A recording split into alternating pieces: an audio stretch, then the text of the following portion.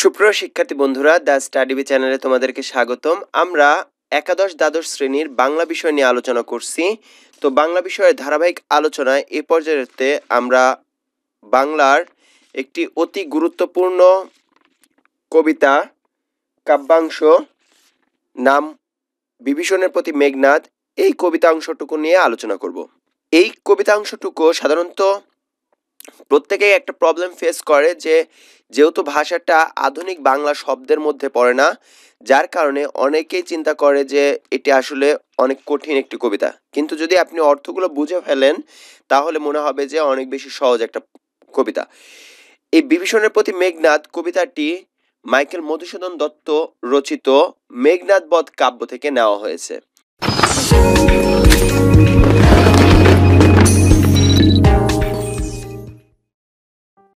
মেঘনাদ বধ কাব্যটাকে আমরা বলতে পারি যে বাল্মীকির রচিত যে রামায়ণ আছে সেই রামায়ণের একটা অংশ, অর্থাৎ রামায়ণের নতুন করে লেখা হয়েছে, সেটা হচ্ছে মেঘনাদ বধ কাব্য, যেটা বাংলা সাহিত্যের ক্ষেত্রে প্রথম মহাকাব্য।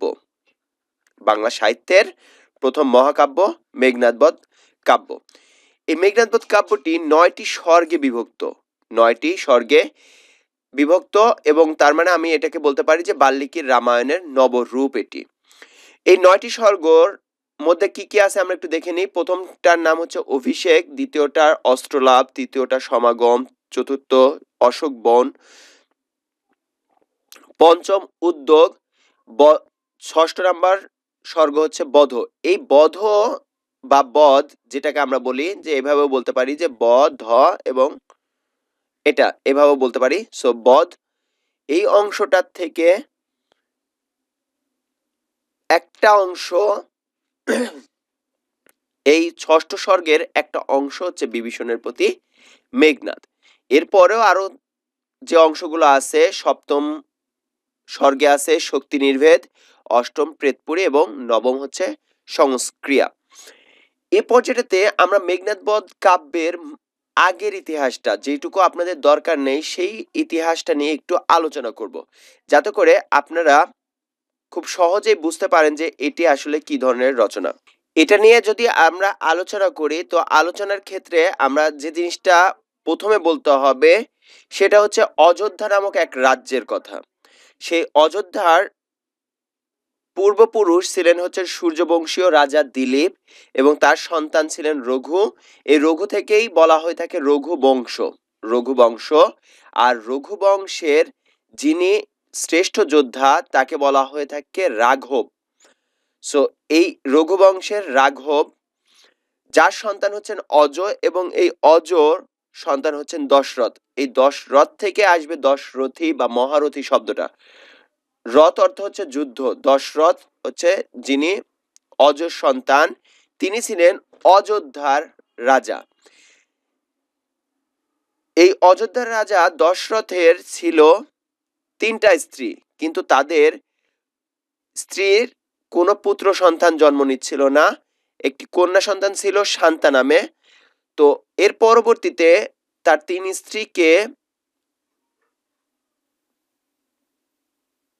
স্ত্রীর কাছ থেকে পুত্র সন্তান কামনায় তারা একটি যজ্ঞের আয়োজন করেন, যে যজ্ঞটার নাম হচ্ছে পুত্রেষ্টি ক্রিয়া যজ্ঞ। সেই যজ্ঞটা পরিচালনা করেন তার মেয়ে জামাতা ঋষ্যশঙ্খ, অর্থাৎ শান্তা তার মেয়ে, তার জামাতা হচ্ছে দশরথের জামাতা ঋষ্যশঙ্খ। তো তিনি সেই যজ্ঞে উপস্থিত 2জন স্ত্রীকে, যেহেতু তার স্ত্রী 3জন, 2জন স্ত্রীকে 2টা অংশ পায়েস দিয়ে দেন। প্রথম স্ত্রী কৌশল্যকে এক অংশ এবং দ্বিতীয় স্ত্রী কৈকেয়ীকে আরেকটা অংশ। তাদের আরেকজন সতীন অর্থাৎ দশরথের আরেকজন স্ত্রী ছিলেন যার নাম হচ্ছে সুমিত্রা। তারা যদিও সতীন ছিলেন কিন্তু প্রত্যেকেই পরিবারের মধ্যে বসবাস করতেন একজন আরেকজনের বোন হিসেবে, বোনের মতো করে। তো কৌশল্য চিন্তা করলেন যে আমি তো পায়েস পেয়েছি, তাহলে আমি যে ভাগটা পেয়েছি, 1 ভাগ পায়েস পেয়েছি, সুমিত্রা তো পায়নি। তো ওই 1 ভাগের অর্ধেক অংশ সুমিত্রাকে দেওয়া হয়, তার মানে সুমিত্রা একটা অংশ পেয়ে গেল। আবার কৈকেয়ী চিন্তা করলো যে আমি তো পায়েসের একটা অংশ পেয়েছি, সুমিত্রা তো পায়নি, তাই কৈকেয়ীর প্রাপ্ত পায়েসের এক অংশ থেকে আরেকটা অংশ দিয়ে দিল, অর্থাৎ অর্ধেক অংশ দিয়ে দিল সুমিত্রাকে। যেহেতু এই পায়েস খাওয়ার ফলে সন্তান হবে, যার কারণে ছেলে হবে, সেক্ষেত্রে কৌশল্যর পক্ষ থেকে অর্থাৎ কৌশল্যর গর্ভজাত একটি সন্তান আসলো, পুত্র সন্তান, যেটার নাম হচ্ছে রাম। তার আগে একটি কন্যা সন্তান ছিল, তার নাম হচ্ছে শান্তা।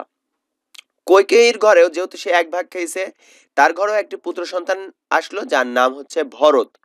এবং সুমিত্রা যেহেতু দুইটা অংশ খেয়েছিল, যার কারণে তার ঘরে দুইটা সন্তান আসলো, ছেলে সন্তান। একটার নাম হচ্ছে লক্ষণ আর আরেকটার নাম হচ্ছে শত্রুঘ্ন। এই যে রামকে নিয়ে, লক্ষণকে নিয়ে এবং সীতা, এগুলো নিয়েই আসলে গল্পের সূত্রপাত। তো এই ঘটনার সূত্রপাতে রামের স্ত্রী আছেন সীতা। যেহেতু কৈকেয়ীর একটা সন্তান ভরত এবং সবচেয়ে বড় সন্তান হচ্ছে রাম, অন্য সব দিক থেকে পারদর্শী ছিল, যুদ্ধবিদ্যা বা মেধায় সকল দিক থেকে সে পারদর্শী। এবং সে যেহেতু বড় সন্তান, তার মানে এই দশরথের যে সাম্রাজ্য, এই সাম্রাজ্যের উত্তরাধিকারী অবশ্যই রাম, কেননা পরবর্তী রাজা হিসেবে রাজ্য পরিচালনা করবেন এই রাম।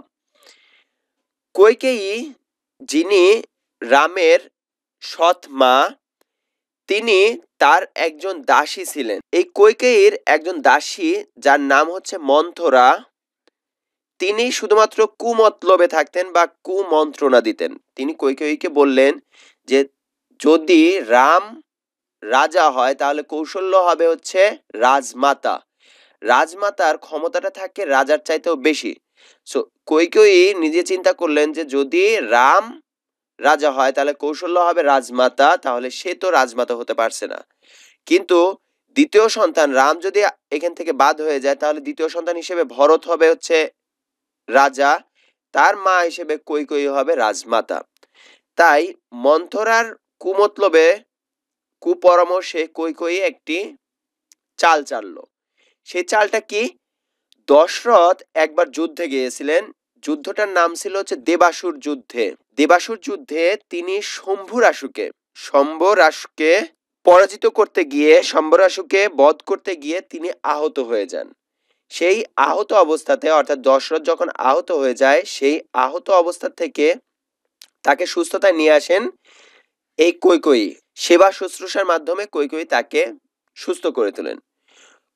তখন দশরথ তাকে বলেন যে আমি তোমাকে দুইটা বর দিতে চাই, তুমি কি চাও বলো, আমার কাছ থেকে তুমি কি চাও। কৈকেয়ী তাৎক্ষণিকভাবে কোনো কিছু চায় না এবং বলে যে আমি পরবর্তীতে আপনার কাছ থেকে চেয়ে নেব। তো যখন এই যে রামকে হাঁটাতে হবে এবং ভরতকে রাজা বানাতে হবে, এই জন্য কৈকেয়ী করে কি, কৈকেয়ী দশরথের কাছে দুইটি বর চায়, দুইটি বর তাকে দিতে হবে। তিনি দশরথের কাছে আবদার করে বসেন যে আপনার ওয়াদাকৃত যেহেতু দুইটা বর দিতে চাইছেন, তাহলে আমি যা চাই সেটাই তো দিবেন। তো প্রথম বরটা হচ্ছে রামের পরিবর্তে ভরত হবে অযোধ্যার রাজা, ভরত রাজা হবে। আর দ্বিতীয় বরটা বলেন যে যেহেতু রাম থাকা অবস্থাতে ভরত রাজ্য পরিচালনা করতে পারবে না, তার মানে রামকে সরায় নিতে হবে, তার কারণে রামকে 14 বছরের জন্য নির্বাসনে দিতে হবে। কিন্তু দশরথ যেহেতু বর দিয়ে ফেলছেন যে তুমি যা চাবা তাই পাবা, যার কারণে তার সম্পূর্ণ অনিচ্ছা সত্ত্বেও এই দুইটি বর কৈকেয়ীকে দেন এবং বলেন যে তাহলে রাম 14 বছরের জন্য নির্বাসনে যাবে এবং তার পরিবর্তে ভরত হবে রাজা। রাম যথারীতি নির্বাসনে যাওয়ার জন্য প্রস্তুতি নেন। তখন তার সৎ ভাই বা বৈমাত্রীয় ভাই লক্ষণ বলে যে রাম কেন একা যাবে, আমি ভাইকে একা ছাড়বো না, আমিও ভাইয়ের সাথে যাব। তাই রামের সাথে লক্ষণ যাওয়ার জন্য প্রস্তুতি নেন। ঠিক একইভাবে তার স্ত্রী সীতা, তিনি বলেন যে রামকে তো আমি একাকী ছাড়বো না, তাহলে রামের সাথে আমিও যাব। তো রাম, সীতা এবং লক্ষণ তিনজনকে নির্বাসনে দেওয়া হয়, অর্থাৎ নির্বাসনে চলে যায়। এই যে রাজা দশরথ অনিচ্ছাকৃতভাবে দুইটি বর দেওয়ার কারণে তিনি এর ৬ষ্ঠ দিনে, অর্থাৎ ৬ দিনের মাথায় তিনি মৃত্যুবরণ করেন। এবং যেহেতু বর অনুযায়ী ভরত হবে রাজা, সো ভরতকে রাজ সিংহাসনে বসতে অনুমতি দেওয়া হয়, অর্থাৎ ভরত হন তখন রাজা। কিন্তু ভরতের ব্যাপারে, ভরত যদিও রাম তার সৎ ভাই, কিন্তু তাদের মধ্যে ভ্রাতৃত্বর বন্ধনটা অনেক বেশি অটুট, যার কারণে ভরত যখন জানতে পারে যে এই মন্থরার কুপরামর্শে তার মা, নিজের মা কৈকেয়ী এই চালটা চালার কারণে রামকে আজকে নির্বাসনে যেতে হয়েছে, যার কারণে ভরত তার মাকে অনেক বেশি ধিক্কার জানায়, অনেক বেশি কটূক্তি করে ভরত বের হয়ে যায় যে রাম, সীতা এবং লক্ষ্মণকে ফিরিয়ে নিয়ে আসার জন্য। যখন ভরত রামকে ফিরিয়ে নিয়ে আসতে যায়, তখন রাম তাকে বলে যে না ভাই, আমি যেতে পারবো না। কারণটা কি? যেহেতু বাবার কাছ থেকে আমি 14 বছরের নির্বাসন পেয়েছি, আমি এই 14 বছর শেষ না হওয়া পর্যন্ত আমি আর অযোধ্যায় ফিরে যাব না। তখন ভরত রামের কাছ থেকে রামের যে পায়ের জুতা আছে, অর্থাৎ খড়ম, এই খড়ম দুটো চেয়ে নেয় এবং নিয়ে এসে সেই রাজ সিংহাসনে ওই দুটা জুতাকে রেখে দিয়ে তিনি রাজ্য পরিচালনা করেন এবং নাম দেন যে এই অযোধ্যার রাজা হচ্ছেন রাম। ভরত রাজা না, রামের নামে সেই অযোধ্যার রাজ্যটা পরিচালনা করতে থাকেন। এটা হচ্ছে পূর্বের কাহিনী, যে এর আগে কি কি হয়েছে, যার কারণে রাম এবং সীতা এবং লক্ষ্মণ তিনজন নির্বাসনে গিয়েছেন।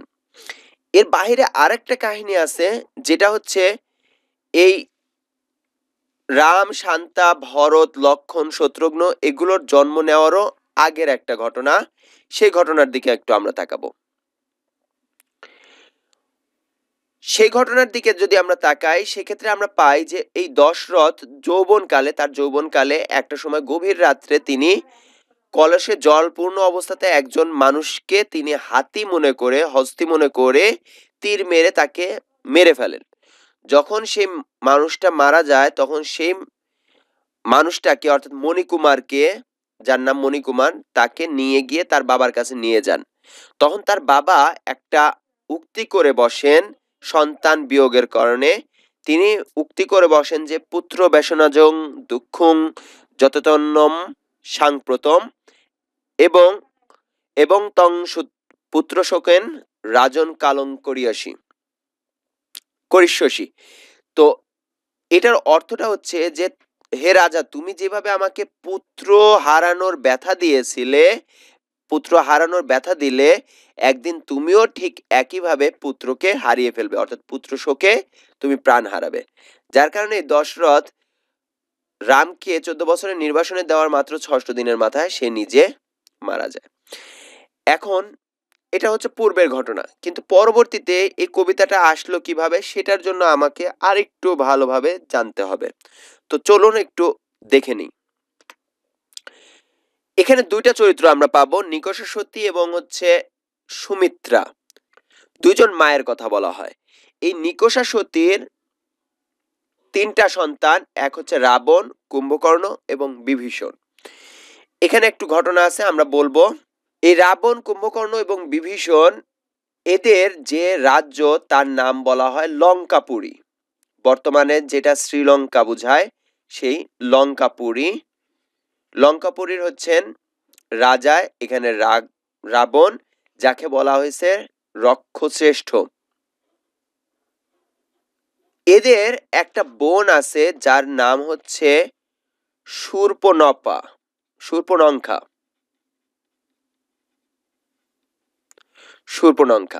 মূলত এই বোনকে নিয়েই যত ঝামেলার সূত্রপাত।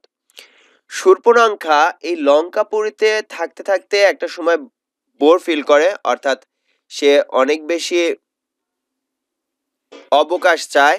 তো তিনি করেন কি, যে শ্রীলঙ্কার মাঝখানে যে সাগরটা আছে, নদীটা পার হয়ে তিনি পাশের যে বন জঙ্গল, সেই বন জঙ্গলের মধ্যে তিনি বেড়াতে যান। বন জঙ্গলের মধ্যে তিনি প্রথমে রামকে দেখতে পান এবং রামকে দেখে তার প্রথমেই ভালো লেগে যায় এবং রামকে তিনি বিবাহ করার জন্য প্রস্তাব দেন, বিয়ে করার জন্য প্রস্তাব দেন। কিন্তু রাম বলে যে আমার ঘরে সতী স্ত্রী আছেন, যিনি হচ্ছেন সীতা, আমি সীতাবিহীন অন্য কাউকে দ্বিতীয় স্ত্রী হিসেবেও গ্রহণ করতে পারবো না। তো রাম যখন তাকে সরাসরি রিজেক্ট করে দেন, অর্থাৎ তার অফারটাকে মেনে নেয় না, তখন সে কিছুটা কষ্ট পেয়ে বনের মধ্যে চলাফেরা করতে থাকেন। তিনি তখন দেখতে পান লক্ষণকে। লক্ষণ যেহেতু রামের চাইতেও আরো বেশি সুন্দর সুদর্শন ছিলেন, তো লক্ষণকে দেখে লক্ষণকেও তার ভালো লেগে যায় এবং তিনি লক্ষণকেও প্রপোজ করে বসেন, বিয়ে করার প্রস্তাব দেন। তখন লক্ষণ তাকে বলেন যে আমার আসলে বিয়ে করার কোনো প্রয়োজন নেই, আমি চাই না বিয়ে করতে এই মুহূর্তে। তো এই জন্য যেহেতু লক্ষণের কাছ থেকেও শূর্পণখা রিজেক্ট হয়ে যান, তখন তিনি অনেক বেশি রাগান্বিত হয়ে যান এবং তিনি তার বংশের গৌরবটাকে তুলে ধরেন যে তোমরা জানো কি না যে আমি কোন বংশের মেয়ে, আমার বড় ভাই কে, আমার বড় ভাই রাবণ রাক্ষসপুরীর রাজা, সে আমার ভাই কুম্ভকর্ণ, আমার আরেক ভাই আছে বিভীষণ, আমি যদি তাদেরকে এই জিনিসগুলো বলি তাহলে তোমাদের অনেক সমস্যা হবে, ঠিক আছে। তো এর মধ্যেই লক্ষণ এবং রাম যেহেতু দুজনকেই এই শূর্পণখা প্রপোজ করেছে, যার কারণে দুজন মিলে তাকে কিছু তিরস্কার করতে থাকে, তাকে নিয়ে ঠাট্টা তামাশা করতে থাকে এবং ঠাট্টা তামাশার বিষয়বস্তুর মধ্যে সবসময় সীতার কথাটা চলে আসে যে সীতার মতন এরকম সতী নারী বিহীন রাম কখনো বিয়ে করবে না। তো এই জন্য সে তিরস্কারটাকে সহ্য করতে না পেরে সে সীতাকে মারতে উদ্যত হয়, অর্থাৎ সীতাকে মেরে ফেলতে উদ্যত হয়। তখন লক্ষণ এবং রাম এখান থেকে লক্ষণ তাকে তার যে তরবারি আছে, অস্ত্র আছে, সেই অস্ত্র দিয়ে শূর্পণখার নাক এবং কান কেটে দেয়। তখন সে লজ্জায় চলে আসে তার সেই লঙ্কাপুরীতে এসে রাবণ এবং কুম্ভকর্ণকে সেই বিষয়টা বলে। তখন রাবণ এবং কুম্ভকর্ণ এই দুইজন মিলে রাম এবং লক্ষণের বিরুদ্ধে যুদ্ধ ঘোষণা করেন যে তাদের বিরুদ্ধে যুদ্ধ করতে হবে। কিন্তু এই অবস্থাতে বিভীষণ সেই যুদ্ধের পক্ষপাতী না, তিনি শূর্পণখার বিষয়টাকে আরো গভীরভাবে বিশ্লেষণ করে চিন্তা করে তিনি বলেন যে না, এখানে আমাদের বোনের দোষটা বেশি, তাদের দোষটা কম, সো আমি এই যুদ্ধে তোমাদের সাড়া দিতে পারছি না, এই ধরনের বিষয়। সো বিভীষণ সরাসরি রাবণ এবং কুম্ভকর্ণের যে যুদ্ধ রাম এবং লক্ষণের বিরুদ্ধে, সেই যুদ্ধে যাওয়ার জন্য নিষেধ করে দেন। তাহলে বিভীষণ হয়ে গেল কি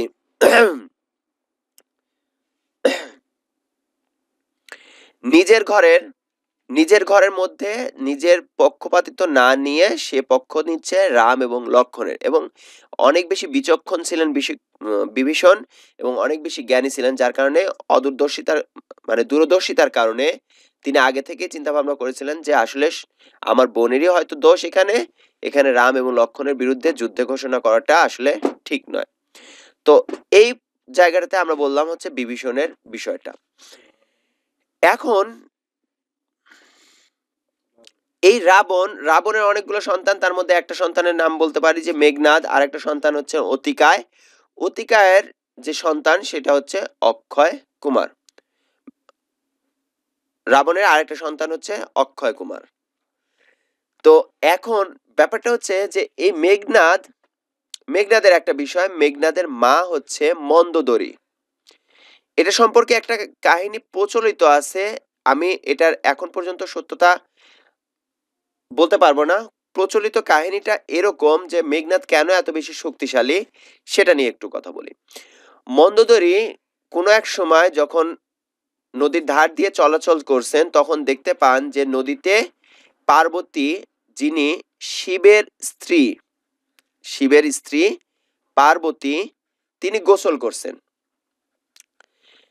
পার্বতী গোসল করা অবস্থাতে বুঝতে পারেন যে তিনি আসলে কাপড় নিয়ে আসতে ভুলে গেছেন, নদীর কিনারায় তিনি কাপড় নিয়ে আসেননি, যার কারণে পার্বতী মন্দোদরীকে বলে যে তার ঘর থেকে যেন কাপড় বা পোশাক নিয়ে এসে দেন। মন্দোদরী যথারীতি ঘরে গিয়ে পোশাক আনতে চান, ঠিক এই মুহূর্তটাতে শিব তাকে দেখে পছন্দ করে বসে এবং শিব তাকে, অর্থাৎ মহাদেব, উনি তাকে সম্ভোগ করেন, যিনি দেবতার দেবতা শিব, তিনি তাকে সম্ভোগ করেন, অর্থাৎ তার সাথে সম্পর্ক করেন, শারীরিক সম্পর্ক করেন। তো এরপরে মন্দোদরী যেহেতু একটু বিচলিত হয়ে গেছে যে দেবতা তিনি আমার সাথে এটা কি করলেন, তখন শিব তাকে একটা বর দেন যে তোমার যে সন্তানটা হবে, তোমার যদি পরবর্তীতে কোনো পুত্র সন্তান জন্ম নেয়, তাহলে সেই সন্তানটা আসলে এই গুণে গুণান্বিত হবেন এবং সে আসলে সকল যুদ্ধে জয়লাভ হবে। তো সেখান থেকে মন্দোদরি যখন কাপড় নিয়ে শিবের স্ত্রী পার্বতীর কাছে আসেন, তখন পার্বতী তাকে দেখেই বুঝতে পারেন যে ইনি আসলে তার স্বামী শিবের সাথে সম্পর্ক করে এসেছেন। তখন পার্বতী তাকে অভিশাপ দেন যে তার সন্তান যদি কোনো যুদ্ধে পূজা অর্ধ অবস্থাতে রেখে চলে আসে, তাহলে সেক্ষেত্রে সে মারা পড়বে। যার কারণে মেঘনাদের যে পূজাটা গুরুত্বপূর্ণ পূজা, অর্থাৎ প্রত্যেকটা যুদ্ধের আগে তিনি একটি যজ্ঞ করেন বা পূজা দেন।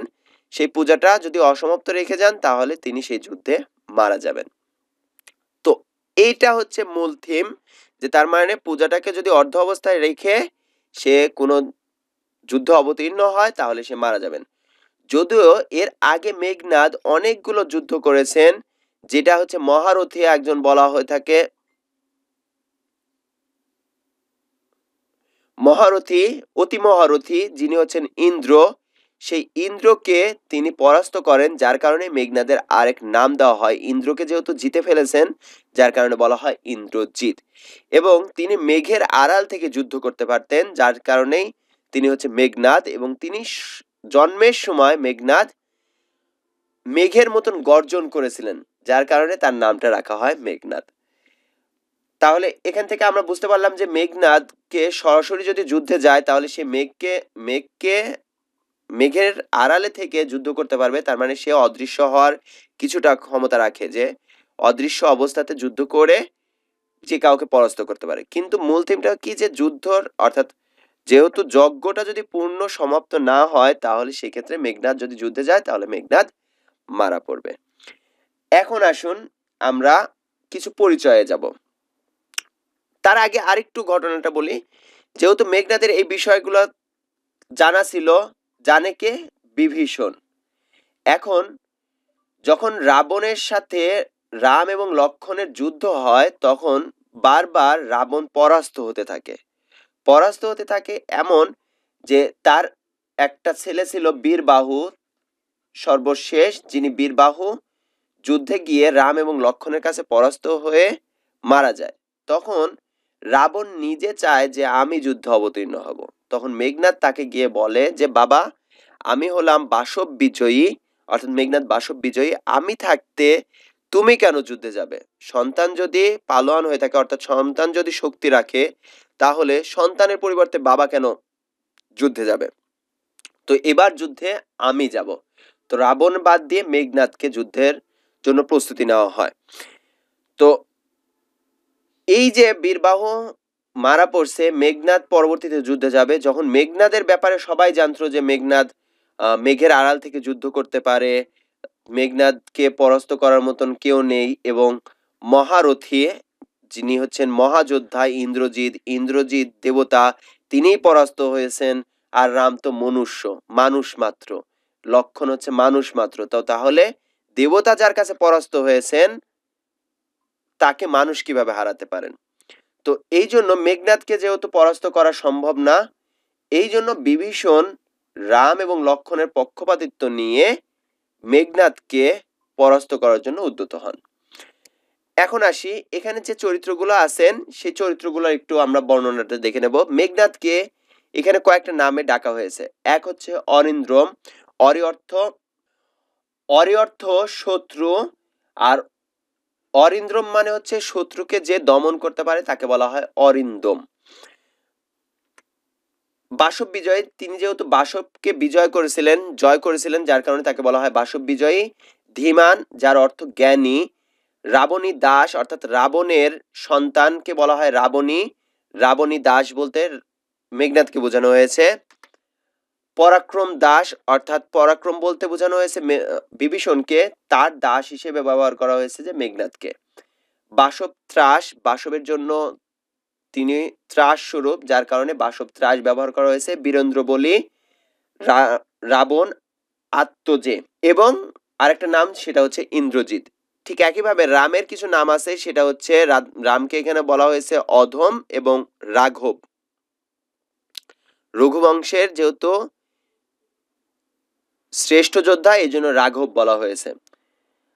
এখানে মেঘনাদের যে চাচা বিভীষণ, বিভীষণের কিছু নাম দেওয়া হয়েছে, যেটা হচ্ছে রাঘব দাস অর্থাৎ রামের দাস, রক্ষরথী অর্থাৎ এই রক্ষের যোদ্ধা, প্রভু মহারথী মহাযোদ্ধা, তাত মানে হচ্ছে চাচা, রক্ষমণি রাবণ অনুজ রাবণের ছোট ভাই, বিধাত মানে হচ্ছে বিধাতা, রাক্ষস রাজানুজ অর্থাৎ রাক্ষস রাজা হচ্ছে রাবণ, তার অনুজ মানে হচ্ছে তার ছোট ভাই, বীরকেশরী মানে হচ্ছে সিংহের মতন কেশ আছে যার কারণে বীরকেশরী, ধর্মপথগামী এবং রক্ষবর। আর ঠিক একইভাবে তার ছোট ভাই, তার মেজ ভাই কুম্ভকর্ণকে বলা হয়েছে শুলিভ শম্ভু নিব। এখানে একটু যদি আমরা ব্যাখ্যা করি, শম্ভু অর্থ হচ্ছে শিব বুঝায় বা মহাদেব, শুলি অর্থ শিবের যে হাতে অস্ত্র থাকে ত্রিশূল, সেই ত্রিশূল বুঝায়, আর নিব অর্থ মতো বুঝায়। তাহলে শুলি শম্ভু নিম বলতে বোঝা হচ্ছে শিবের ত্রিশূলের মতো বা শিবের মতন শক্তিশালী বুঝাতে শুলি শম্ভু নিব বুঝায়। সো কুম্ভকর্ণের আরেকটা নাম হচ্ছে শুলি শম্ভু নিব। এরপর লক্ষণকে, যেহেতু লক্ষণ ওই যজ্ঞাগারে এসেছে, লক্ষণকে কয়েকটা নাম বলা হয়। সেই নামের মধ্যে প্রথম নামটা আছে হচ্ছে তস্কর, চণ্ডাল, রামানুজ, দম্ভী, নরাধম, বনবাসী, দুরাচার দৈত্য, কীট এবং সৌমিত্রী। এখানে একটা জিনিস বলে রাখি, রাবণী এবং সৌমিত্রী দুইটা জিনিসের কথা এই কবিতাতে বলা আছে। দেখুন,